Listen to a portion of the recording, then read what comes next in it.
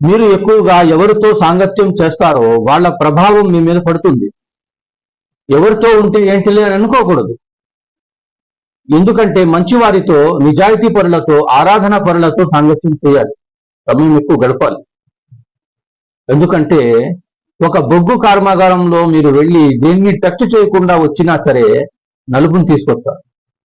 అదే సుగంధ ద్రవ్యాల దుకాణానికి వెళ్ళి దేన్ని టచ్ చేయకుండా మీరు వచ్చినా సరే సువాసనని తీసుకొస్తారు. మీరు ఎవరితో ఉంటారో వాళ్ళ సాంగత్యం ద్వారానే ఇతరులకి మీ మీద అభిప్రాయం ఉంటుంది.